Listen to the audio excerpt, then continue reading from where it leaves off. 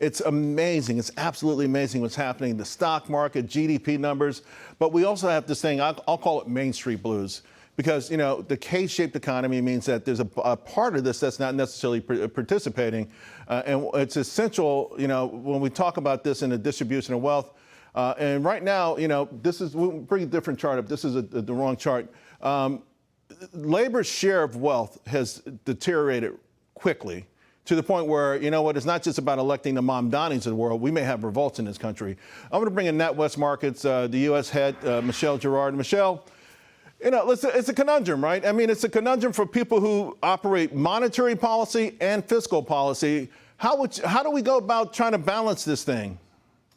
There are an awful lot of crosswind, currents going on right now. I think, clearly you've got, uncertainty, or we've been dealing with uncertainty around, Trump's and tariffs policies and so forth. That kind of led to businesses being more cautious and has contributed to the slowdown in hiring. You've also got, of course, the uncertainty about, AI and what that will mean. That's keeping the employment situation soft, and we saw that today. But yet the overall outlook tends to be, or continues to be, pretty positive. And that is what is helping, asset prices to move higher, the equity markets to move higher. And so you've got this discrepancy that policymakers are themselves trying to understand what ends up winning out.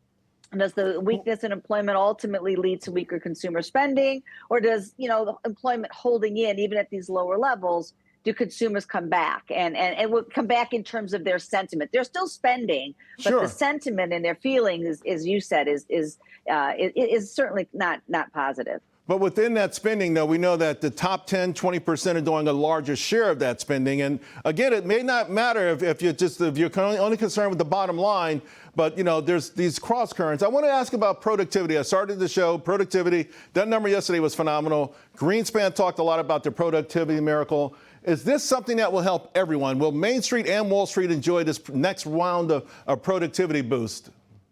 And that's really, I think that's the main story here, Charles, as we look ahead. Employment is likely to stay, the demand for labor is likely to stay relatively soft, although because of immigration and the slowing in the labor force, that will keep the unemployment rate from going up. But how can the economy do better if the employment, if the unemployment rate is steady or employment remains soft? Then that's where productivity comes in. And productivity helps businesses to deliver to the bottom line, even with less workers, and ultimately puts them in a better position to invest in new areas, create new opportunities, create new types of jobs as they look to deliver different products and services to customers. It'll create, it'll help in the transition from jobs that are, to some extent displaced by AI to new opportunities for people. And so it's critically important because productivity is obviously what's going to be needed to drive the economy and to drive profits in an environment where employment is softer. So having said all of that, right, I read your report. You were spot on. You got everything pretty much on, you got it right. You called all the days. You close enough. Okay, you get a gold star. But the household survey was pretty good too. I think that gets overlooked at times. 232,000. We didn't get a decision from SCOTUS on tariffs. Will that be? I won't say a nothing burger, but it feels like that's less important right now. Anyway, we're living with them. We know there may be some sort of elegant solution from the Supreme Court. Is that going to be much of an issue though for the rest of the year?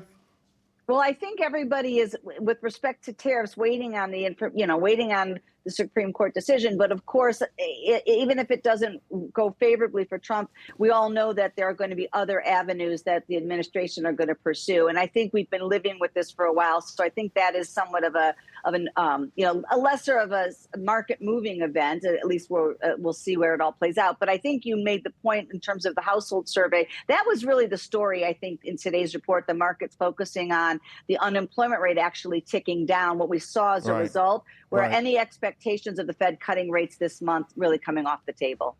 Michelle, always appreciate your work. Not only are you great, but you're humble about it. Thank you. Happy New Year. Have a great weekend. Happy New Year. All right.